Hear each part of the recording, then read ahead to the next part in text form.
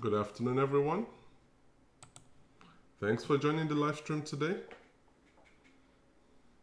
Let's wait for a few more people to come in and then we'll get started. So today we have a few questions that were sent in from students, and I'll go ahead and attempt to show you how to solve these problems, as well as show you any different methods that you could use, because I appreciate the fact that there's students from different states and different teachers have different approaches. So I'm going to try to use as many of them as I think are reasonable for our session today.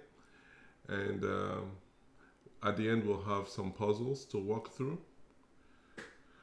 I'm really excited about today. I like the fact that I got some questions from students, and so we should have a good time. I'm looking forward to it, and I hope you are as well. Feel free to send any questions you may have when I'm walking through the problem. If you have any questions, feel free to let us know, and I'll be paying attention to the live chat, and if anything shows up here, I will acknowledge it and let you know how I'm going to be approaching that. So I'm going to start with a question that is not from any of the questions I received, just so that I give people a chance to get into the chat and into the session. And after this, I'm going to walk through mostly questions that were sent in by different students.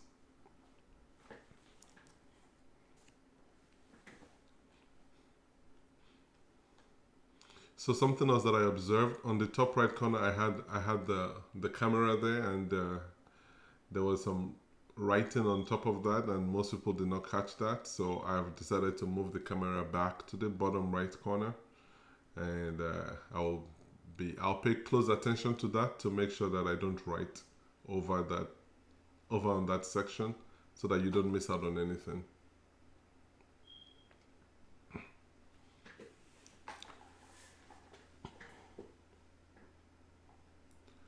Okay, so is everyone here? If you sent questions, then are you here in the chat, in the session already? Just signify.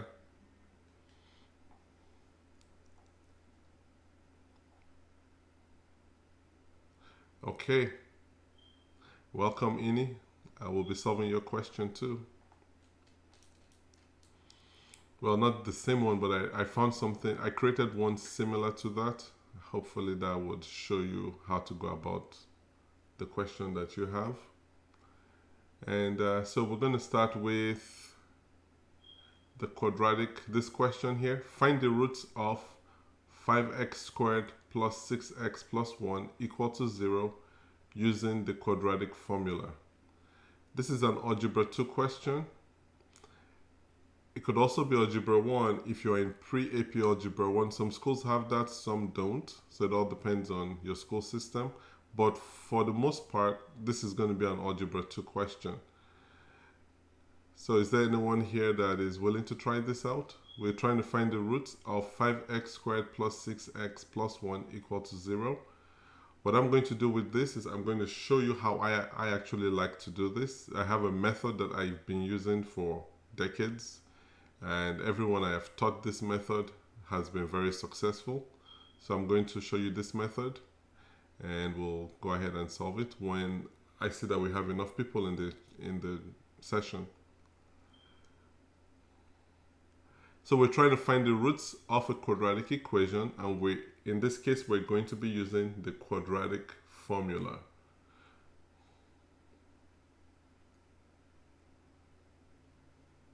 Is this a topic everyone is familiar with?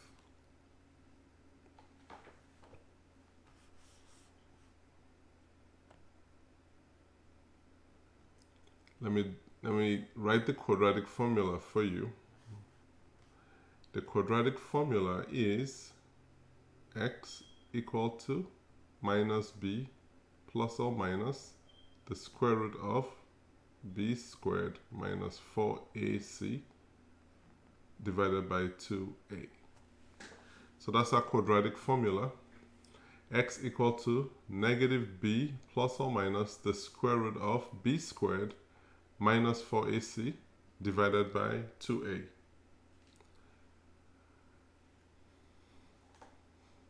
Something to remind you of today. Today we will focus mostly on 8th to 12th grade math. And so if you're in a lower grade, you can stay, you can learn something. But our focus today will be 8th to 12th grade, but the puzzles are open to everyone. And I think it's simple enough that you should be okay with it. So let's go ahead and take a look at this. We want to find the root of 5x squared plus 6x plus 1 equal to 0. We're using the quadratic formula for this. So I've written out the quadratic formula. I always like to start by writing my formulas out. The more you write this, the easier they become to remember. I know some schools will give you the formula, but the more you progress in your school, you most likely will not have this formula available. So just make it a habit to write the formula of what you're doing. The important thing also is to take note of the formula so that if someone is reviewing your work, they can actually help you pinpoint a place where you make an error. That's actually the most important part, is so that you can follow through with your work. So the way I like to do this is I always like to start with the general quadratic equation, that is ax squared plus bx plus c equal to 0. And I will now write the quadratic equation that I'm given. Always make sure it's in that form. So we have 5x squared plus 6x plus 1 equal to 0. So now with this in mind, I'm going to get the values of a, b, and c, because if you look at the formula, you have mostly a, b, and c. And then of course you have, those are the letters. So you want to find out what these values are from the quadratic equation.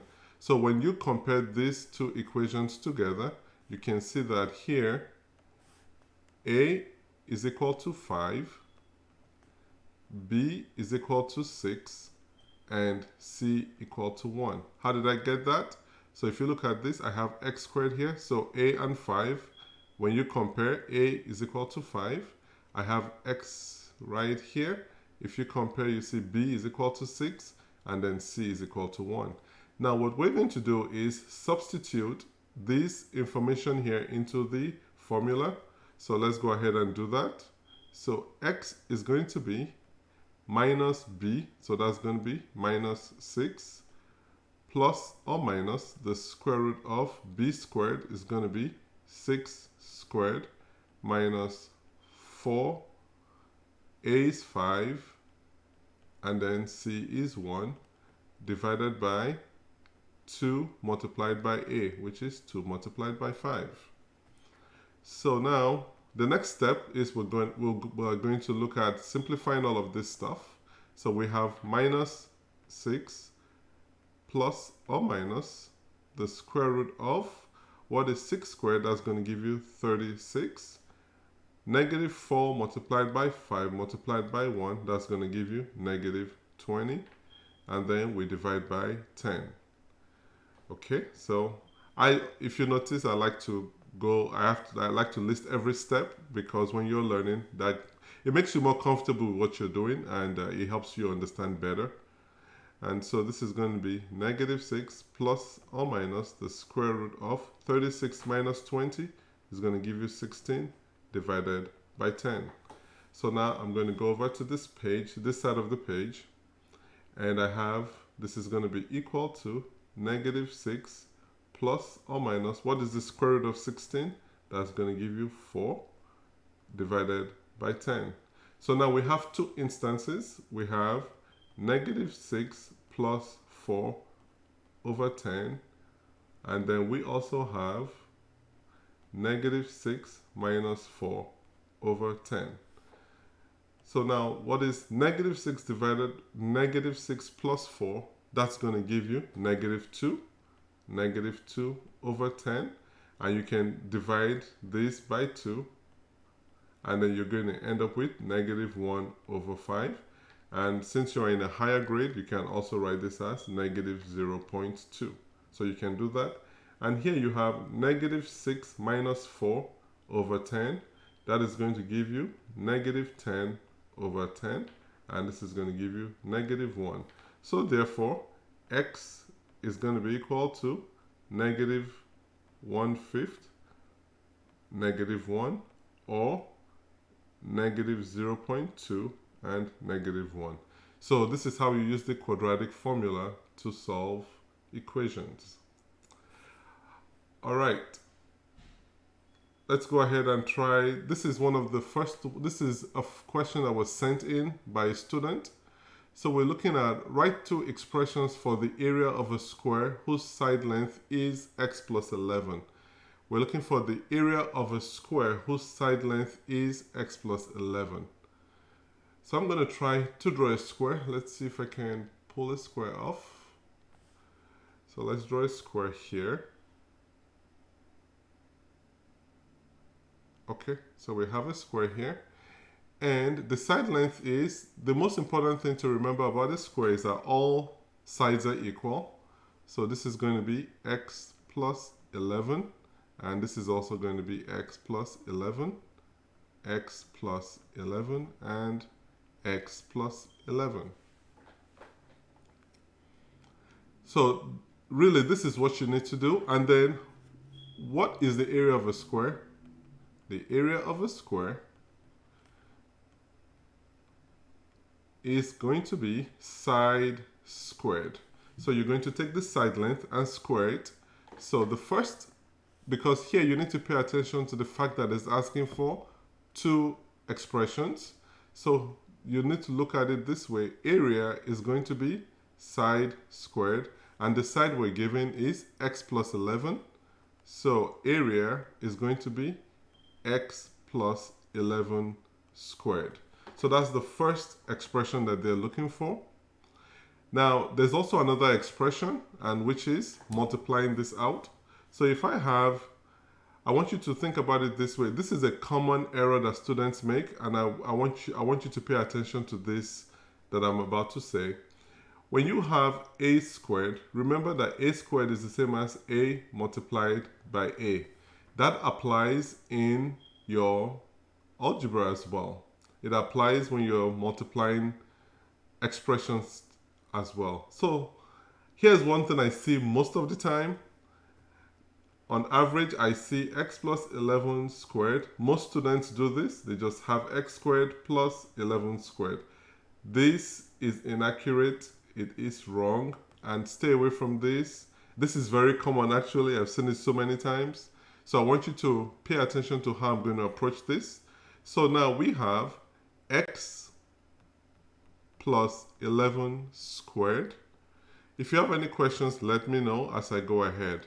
X plus 11 squared, look at our formula here. We have a squared, so it's going to be x plus 11 multiplied by x plus 11. And now we can use we have different methods for solving this. We can use the area model. That's an option. If you prefer that model, I can show that to you. Or you can use the FOIL method. The FOIL method is, let's try the FOIL method first, and I'll show you the area model next. Let's try the FOIL method. So x plus 11 multiplied by x plus 11. We're going to multiply the first terms together, so that's going to be x squared. We multiply the outer terms together, so the terms on the extremities, which is 11 multiplied by x, which is going to give you 11x. Then we multiply the inner terms together, which is going to give you another 11x. And then you multiply the last terms together, give you 121. Okay, so now we can group common terms together and simplify. So this is going to give us x squared. 11x plus 11x is going to be 22x. And then we have 121. So this is one method. Let's look at the area model. I'm going to try to draw a square. Let's go ahead. I'm going to use the square here. Okay, so we're using the area model here. And then it's not perfect, but let's work with this. Okay, so for the area model, we have x and then plus 11 here, and then we have x and plus 11. So we're going to multiply and fill out the boxes and then add all the contents of the squares together. So x multiplied by x, we have x squared. 11 multiplied by x, we have 11x. X multiplied by 11, we have 11x. And 11 multiplied by 11, we have 121. So now all we have to do is add all the contents of the squares, or at least I'm trying to make them squares, together. So you have x squared plus 11x plus 11x plus 121. So this is going to give you x squared plus 22x plus 121. So you can see that regardless of the approach you take, you're going to end up with the same result. Let me move this up a bit so you can see it. So regardless of the approach that you take, you will see that we have, so our solution to this is going to be x plus 11. So a is equal to x plus 11 squared. Another expression is x squared plus 22 x plus 121. So these are your two equations. Let's look at another one. There's another question. Does anyone have any questions? Is this clear? Do you understand what I've done so far? If you don't and you want me to go over anything, please indicate. I'll go over it again. Is it clear? Yes? No? Okay. Okay. All right. So let's try the second one here. So we have similar type of question. Write two expressions for the area of a square whose side length is x minus 5. So it's always a good practice to draw diagrams. Whenever I'm doing some geometry, I like to draw diagrams. It just makes it easy to see. So I have x minus 5 as my side length. And like I explained to you earlier, all the sides of a square are always the same value.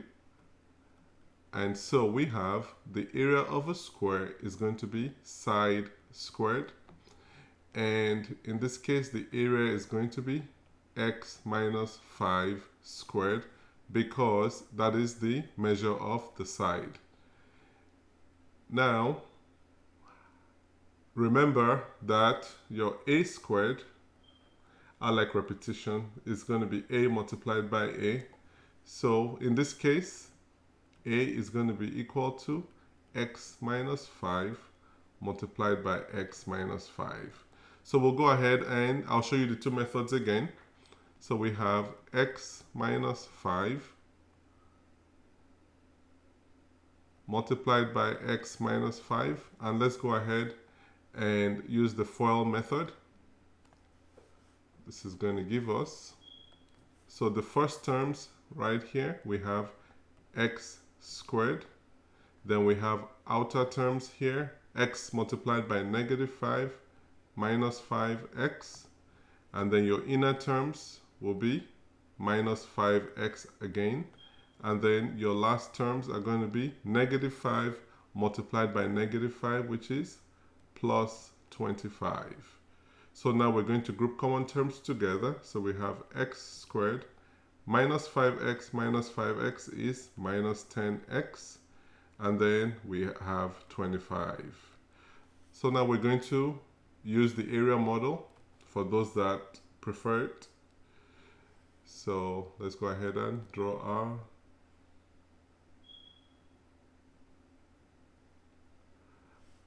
a square here.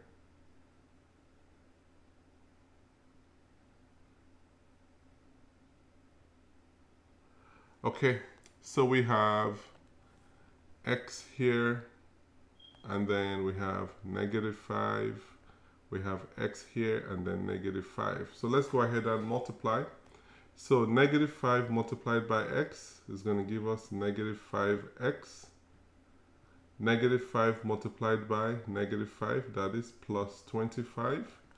X multiplied by x is x squared. X multiplied by negative 5 is negative 5x.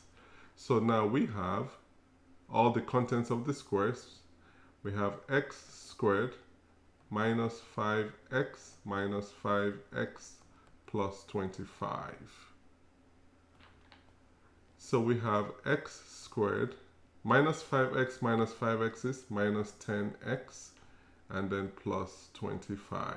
So therefore, the expressions we're looking for are a is equal to x minus 5 squared and a equal to x squared minus 10x plus 25. So these are your expressions. So now I'm going to skip the next two and I'll get back to them later. I want to address another question that came from another student. So do you have, is this clear? I hope this is clear. Hello, Nicole. Good to have you. Okay, so now this question came from another student. What is the area of the shaded portion below? What is the area of the shaded portion? Okay, so now what I want you to remember is you have, I'm going to draw two rectangles here. Let's put a rectangle here. Let's make this A, B. Okay, so what is the area of this rectangle? The first thing you need to remember about rectangles is area is length multiplied by width. So the area of this rectangle by itself is A multiplied by B. Now I'm going to put in another rectangle in the middle. So let's draw something smaller. Okay. So now let's make this C and D. The area of this rectangle in the middle is C multiplied by D. But notice that it's superimposed in the bigger rectangle. So what you have is you're going to have this space that is uncovered, or we can call it a shaded space. So the best way to come up with the area of that shaded space is going to be the area of the larger rectangle minus the area of the smaller rectangle. So now we have our large rectangle. So let's go ahead and find the area of the large rectangle. So the area of the large rectangle is going to be 3x plus 5, which is our length, multiplied by x plus 2, which is our width. So this is the length, this is the width, this is going to be the length here, and this is going to be the width.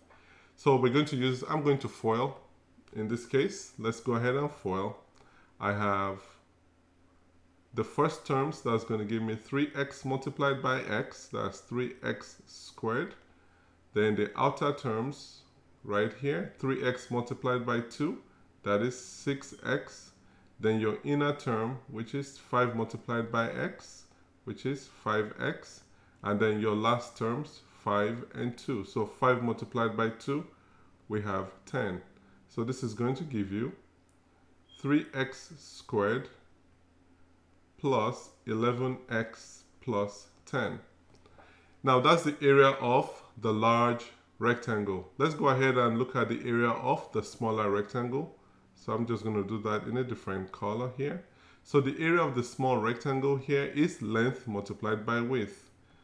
So this is something you want to always account for. Length multiplied by width. So this is going to be 2x minus 1 multiplied by x minus 3. So we're going to use FOIL again. So this is going to give us, let me use a different color. So 2x multiplied by x, that's our first terms, that's 2x squared. Our outer terms, 2x multiplied by negative 3, is going to give us negative 6x. Then our inner term right here, negative 1 multiplied by x, negative x. And then our last terms are going to be minus 1 or negative 1 multiplied by negative 3. That's going to be positive 3. So this is going to give us 2x squared minus 7x plus 3. So now we found the area of both rectangles. Now to find the shaded portion, we're going to say area of large rectangle minus area of small rectangle. So now let's substitute. This is going to give us 3x squared plus 11x plus 10 minus, and then we're going to put the area of the smaller rectangle in parentheses. I hope this makes sense so far. This is going to give you 2x squared minus 7x plus 3. And so now we have, let me get some space down here.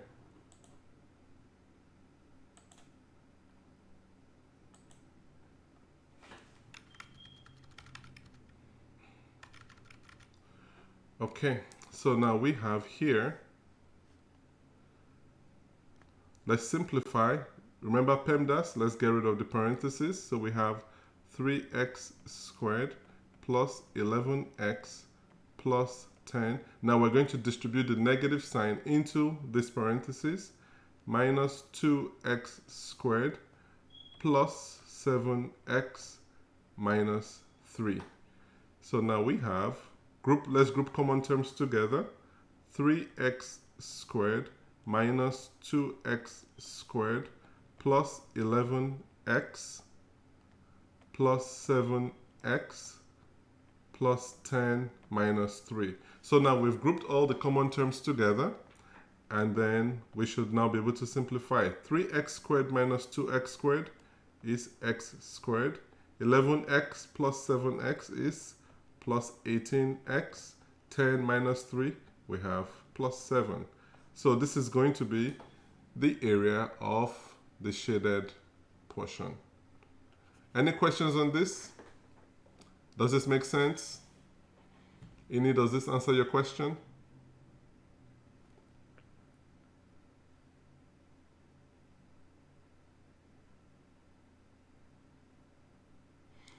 Okay, so we have two other questions that came from, we have two other questions that came from a student. So let's try those two questions. All right. So we want to rewrite the expression x squared minus 6x plus 9 as a perfect square binomial. What does that mean? This question is asking you to do, what is a perfect square binomial? A binomial is an expression that has two terms. So this question is really asking you to do is to find a way to write this in the form a plus b squared. So we want to write this in the form a plus b squared. So pretty much all you have to do here is to factor this. So let's go ahead and I want to show you how I like to do factoring. X squared minus 6x plus 9. So we're going to look at ax squared plus bx plus c. So here, if you compare these terms together, a is equal to 1. Remember that if there's no value in front of an algebraic term, you can just assume that there's a 1 there. So a is 1, b is equal to negative 6, and then c equal to 9. So there are about 3 or 4 different methods, but I'm going to show you the two most commonly used methods here. So the first thing you're going to do is multiply a and c together. A and c together. So a multiplied by c is 9 multiplied by 1, which is equal to 9. And then b is negative 6.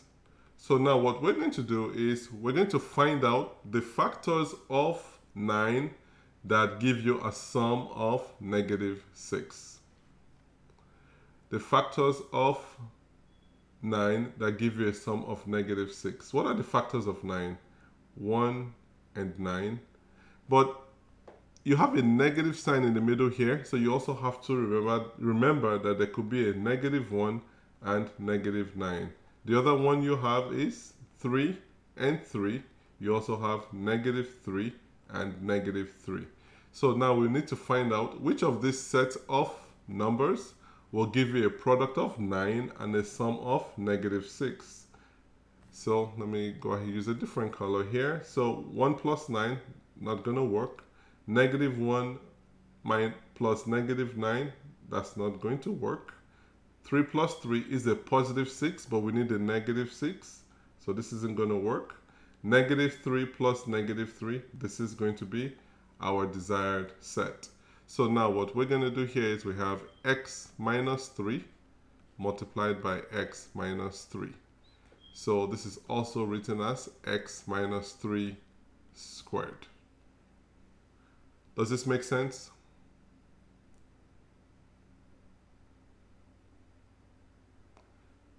So this is x minus 3 squared. In Algebra 2, you actually get exposed to, you'll be introduced to this formula here, x plus y squared equal to x squared minus 2xy plus y squared. You can also use this to compare. You can also use this to compare against your expression if you want to do that. The other way we can do this is we can use the, they call it the box method, but it's just using squares or rectangles, however you want to draw it. And so what we're going to do with this is we're going to draw this out here, and so this is the second method. This is quite common, it's quite commonly used. So what we're going to do now is we're going to take account for x squared here and then 9, and we need to find out the factors that fit in here. So you'll still start off with using this method here. You'll start off here, and in this case this method is actually more useful when your coefficient of x squared is greater than 1. It actually has more value. Otherwise this is the easiest thing to do if your coefficient is 1. So now we have negative 3x here and negative 3x here, which is what we got from here. So now we're going to factor across, factor each row. So here we have a common factor of x, and you have x minus 3. And then here you have a common factor of negative 3, and you have x minus 3. So you can see here that you now have, you're going to combine this together. So you're going to have x minus 3, and then you use this. This is what you look at as your greatest common factor, because you have that here as well. So this is going to be x minus 3, which is going to be x minus 3 squared. So this is the other way to do it. Now let's look at the other question here.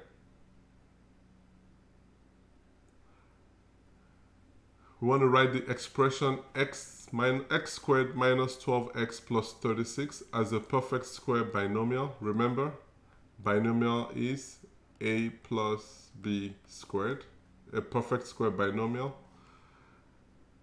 And so let's go ahead and factor. We're just going to factor this expression here. So we have x squared minus 12x plus 36.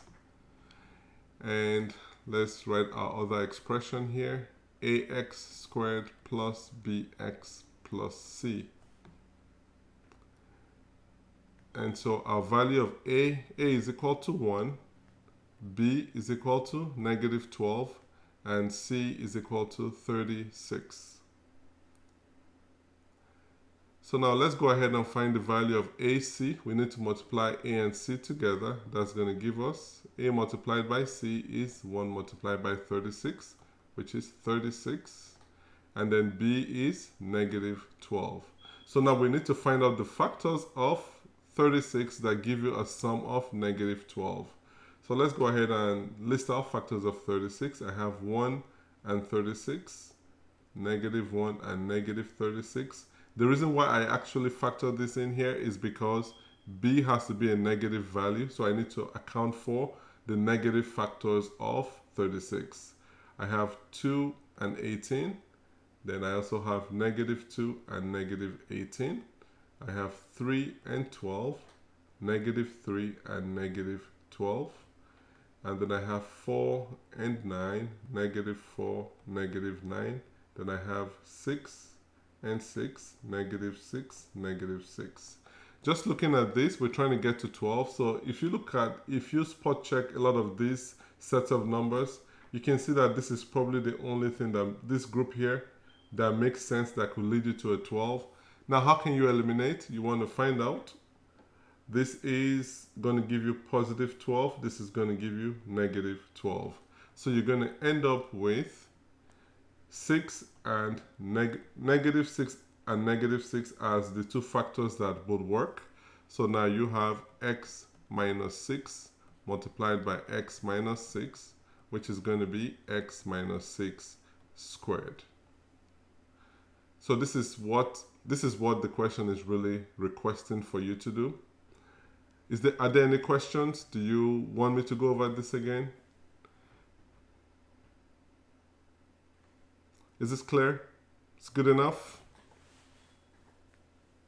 Do you understand this? Is this something you can do on your own? Okay, what I'm going to do now is I'm going to write a question. I want to see who's going to get the answer. So I'm going to write a question now. Okay, good. So let me write a question. Express x squared minus 18x plus 81 as a perfect square binomial.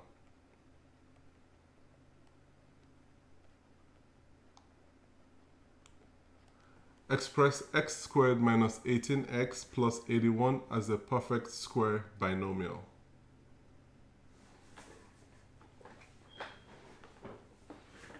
X squared minus 18x plus 81 as a perfect square binomial.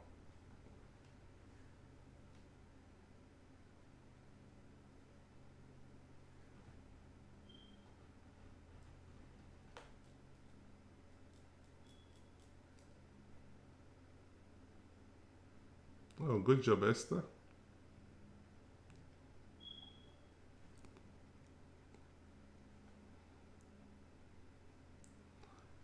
Okay, let's wait for some more responses, and I'll show you a trick that you could use if you know for sure it's a perfect square binomial.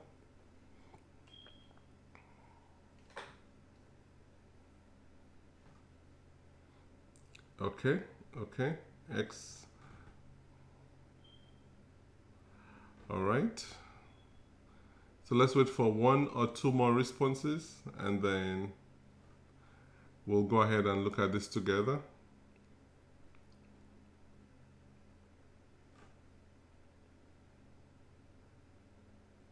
Okay. Thank you, Temitayo. Esther, thanks for your participation. Ini, thanks for your participation. Okay, so let's go ahead and try this together. We're trying to write this in the form a plus b squared, or we can say a minus b squared. Isoko, thank you. All right, so what we're going to do now is I have ax squared plus bx plus c.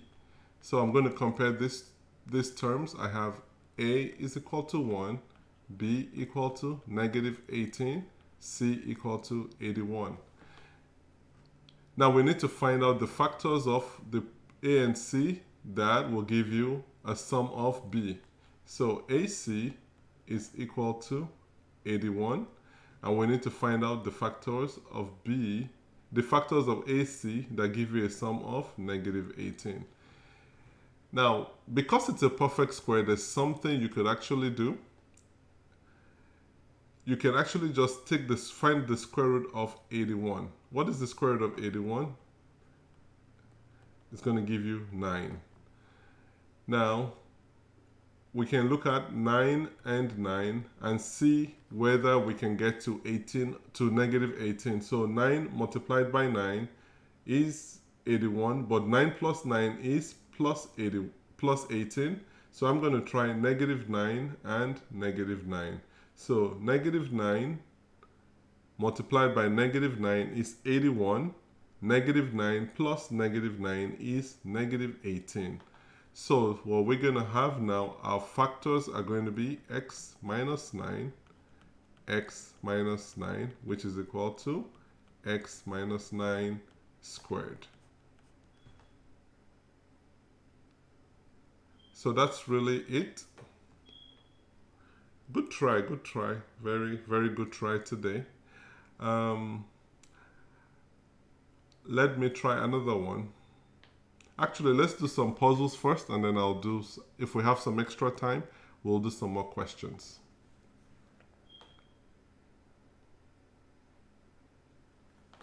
So what is the missing value here?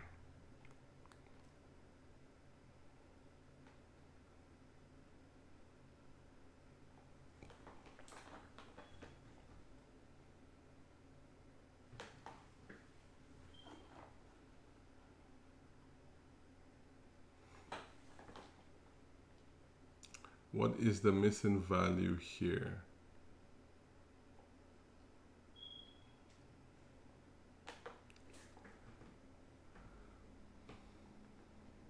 Let's get a few responses, and then we'll do one more puzzle, and then I have something else I want to check with you guys on.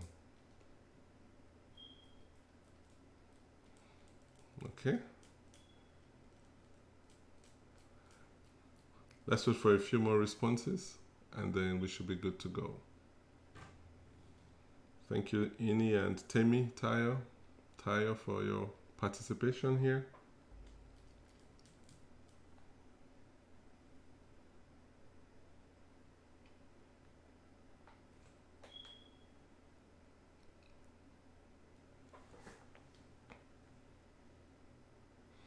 Okay, so it looks like those are the only two responses we have. So here's, thank you Esther for participating.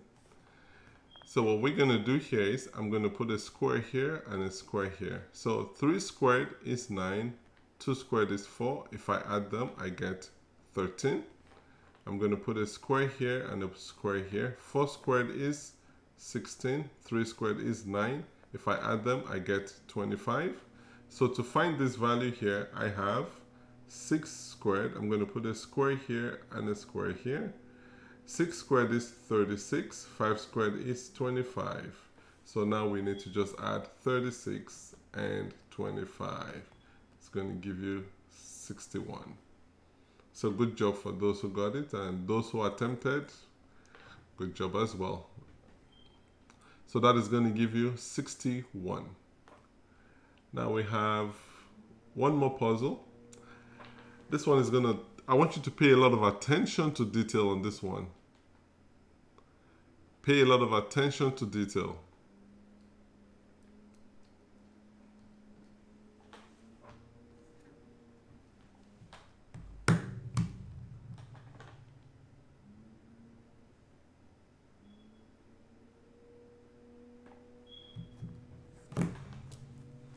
Attention to detail. It's easy to miss out on the little details here on this question.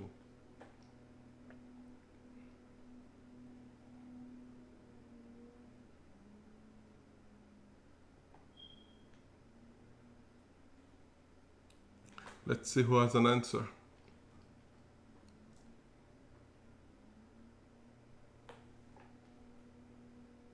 I got this question from one of the math authors that I follow on Twitter.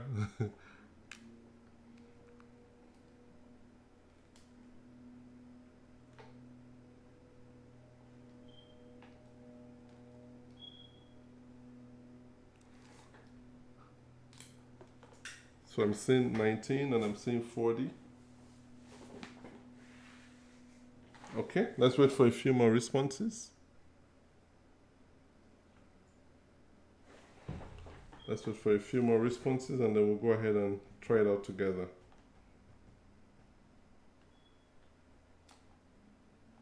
$40, okay. See, that seems to be a common answer.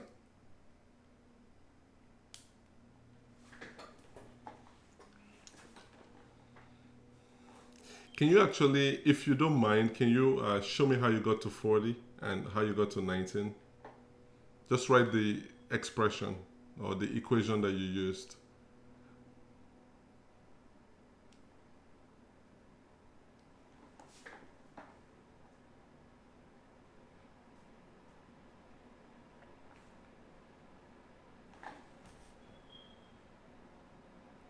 Okay.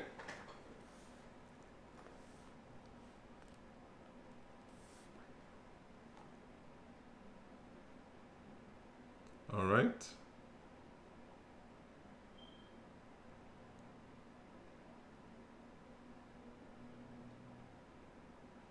Okay. I'm following you, Tayo.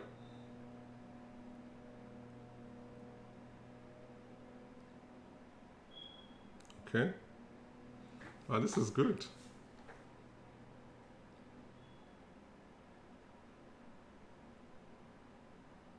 All right. So I see one pair of shoes, 10. Okay, so you have 5 plus 5 is 10 multiplied by 4. Okay. One person is 5. Okay.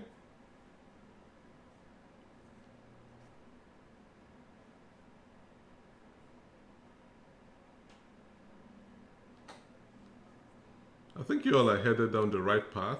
You all are headed down the right path. 20 times 2 is 40. All right, so let me show you. Let's go through this together. I'm going to show you some detail that you did not catch. So everyone got this, both of you got this right. So you have 3 pairs of sneakers equal to 30. So each pair is going to be 10. So you have 10 here, 10 for each of these, and now you have two persons and a pair of sneakers. So this is going to be 10 here. So this two will be 10. So we have 5 here and 5 here. All right, so we have 5 for the person, and then we have some paper and maybe a snack, probably popcorn or something. And so we have 5, this equal to 13. So the two of these will be 8. So we have 4 here and 4 here. Now I want us to deconstruct a few things.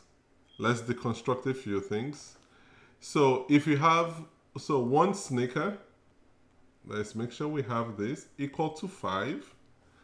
We have one person equal to 5.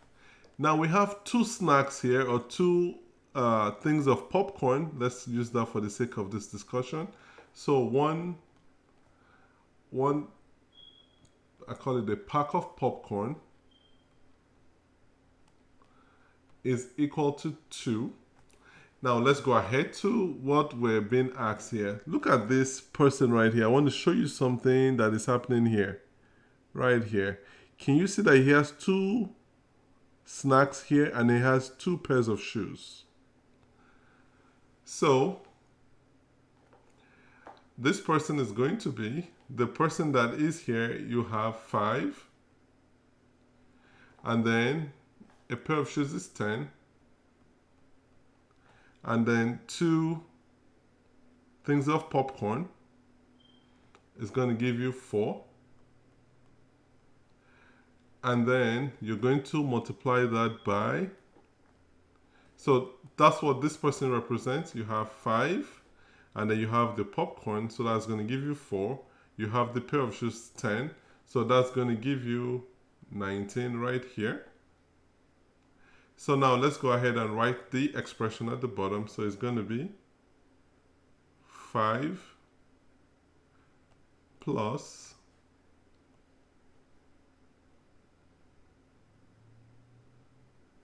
19 multiplied by 2. Does it make sense to everyone? We got 4 here, we got 10, we got 5. Yes. Does that make sense? So we have 5 here plus we have 19 multiplied by 2. So that's going to be 5 plus 38, which is going to give you 43. How did you get 48? So 5 plus 38 equal to 43. Let me double check my work. So I have 5 here, I got 19 because I got the person is 5. The shoes will be 10, that's 15 plus 4 for the popcorn, so that's 19. Yep, that's correct. 43. Okay, let's try something. There's something else I want you guys to do here. Does that make sense to everyone? So we can try something else in math and then we'll call it a day. We have about 9 minutes to go. And then PEMDAS, remember PEMDAS? So you have to always respect your multiplication first. Multiplication first. I want you to remember in math, everything you're trying to do when you have an order of operation, stick to this. This is your guiding, this is going to be your guide on how you should approach any mathematical problem. PEMDAS. Okay.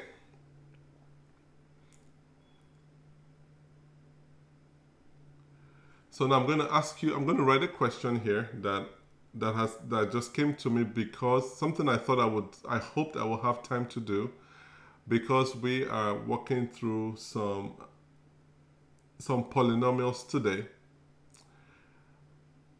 We did some radicals last time, and I want to actually ask you guys to convert this to a radical for me. So I want you to convert the square root of 360 to a radical. Oh, you're welcome, Simi. The square root of 360, I want you to convert that to a radical.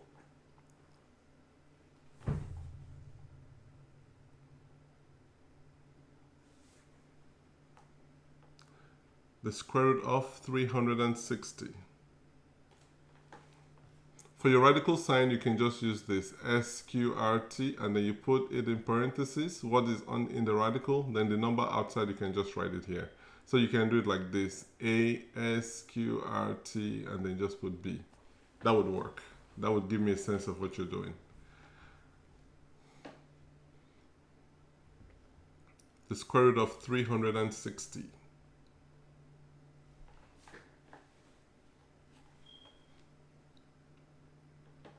Anyone familiar with this? I can show you how to do it if you're not familiar with it.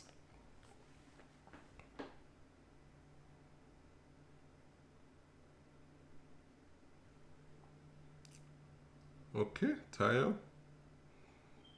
That was quick. That was quick. Anyone else? 6 radical 10. Okay, okay. Okay. Anybody else? All right. Let's go ahead and I'll show you how I do this. So we have 360. I actually like to, there are two, if you're very familiar with this, you can look at this and say that this is 36 multiplied by 10. And then you can, because 36 is a perfect square, so you write it as a product of a perfect square and its other factor. So you can do this. Square root of 36 is 6, and then you have square root of 10. Now, there's another method, so you're correct. 6 square root of 10. The other method is, I use the factor tree method. This is very reliable. So we have 2 multiplied by 180. We have 2 multiplied by 90. 2 multiplied by 45. 3 multiplied by 15, and then 3 multiplied by 5. Now, what I would suggest you do here is look for groups. Just look for groups of the same number. So I have a group of 2 here. I'm going to take one member out. I have a group of 3 here. I'm going to take a member out. And these 2, I call them single. You can call them single, or you can call them, you can call them singles. So the singles will stay under the radical sign, and then the ones outside that you've selected will actually be outside the radical. So I'm going to have 2 multiplied by 3. That is the one, they're from a pair. And then the square root of 2 multiplied by 5. Because these ones are sitting alone, they don't have any partners. So this is going to be 2 multiplied by 3, 6, square root of 10. So that is the way to do it consistently. Now I have something I actually worked with the 6th graders yesterday, 4th graders, 6th graders, and I want to test you guys on the rules of divisibility before, we have enough time to do that.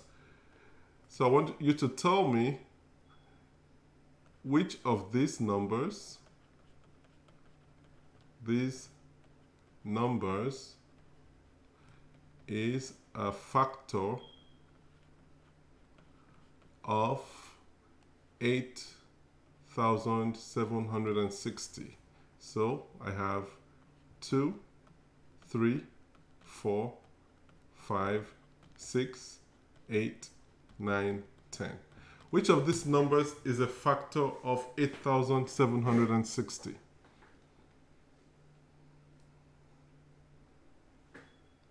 Which of these numbers is a factor of 8,760?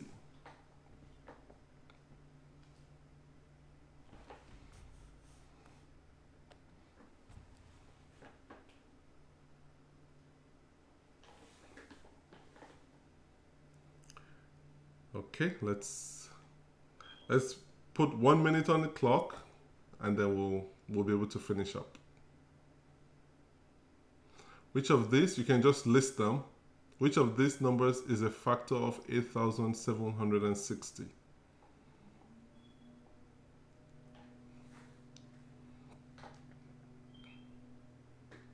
Two, 4, 5, 8, 10.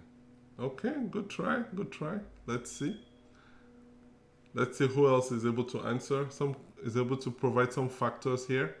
Which of these numbers is a factor of 8,760?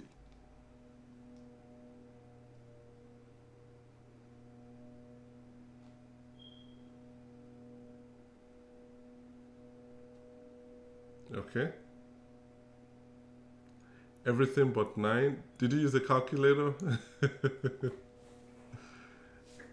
Did you use a calculator?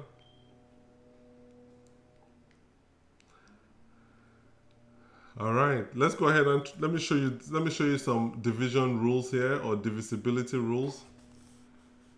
So every number that is an even number is a factor of 2, has 2 as a factor. So that is good. What about 3? If you want to know if a number, if 3 is a factor of a number, or a number can be divided by 3, you just add all the digits together. So 8 plus 7, 15 plus 6, 21. Can you divide 21 by 3? Yes, so 3 is going to be a factor of that number. Then if you want to find out if, you did the odd numbers, okay. If 4 is a factor of a number, the last 2 digits of that number, you must be divisible by 4. That means you can divide 6. You must be able to divide 60 by 4. Can you divide 60 by 4? Definitely, you get 15. So 4 is a factor. What about 5? Any number that ends with 0 or 5 can be divided by 5. So 5 is also a factor. What about 6? Now for 6, it has to be an even number, and then the sum of the digits must be divisible by 3. So we already said it could be divisible by 3, and we said it could be divisible by 2. So you can see here that if a number is divisible by 2 and 3, it's going to be divisible by the product of 2 and 3. So this is good because it's an even number that is divisible by 3. What about 8? 760. You have to look at the last 3 digits and ask yourself if this number here can be divided by 8. Let's double check. 760 divided by 8. I have 9. 9 multiplied by 8, 72. We have 40. We have 5 here. 5 multiplied by 8, 40. So 760 can be divided by 8. So therefore, the whole number can be divided by 8. Now, for 9, the sum of the digits must be divisible by 9. You must be able to divide that by 9. Here we have 21. 21 cannot be divided by 9 without a remainder. So this isn't going to work. And for 10, any number that ends in a 0 is going to be divisible by 10. So 2, 3, 4, 5, 6, 8, and 10. Good job. Good job. Thank you all for participating. I really had a good time. Thank you for joining me for the hour. I look forward to meeting with you again tomorrow. Tomorrow I'm going to have the second graders all the way to 7th graders as well joining you. So please send me questions. I actually enjoyed the session today because I only had one question that I brought in. Most of the questions came from you all, and I think that's more useful to you. So please send me any questions you may have. If it's something you're doing in school right now that you don't quite understand and you want me to show you how to think through those problems, or you want an explanation of how to work through those problems, please send them my way. And I look forward to being with you tomorrow. Enjoy the rest of your day. Be blessed and stay safe. Bye for now.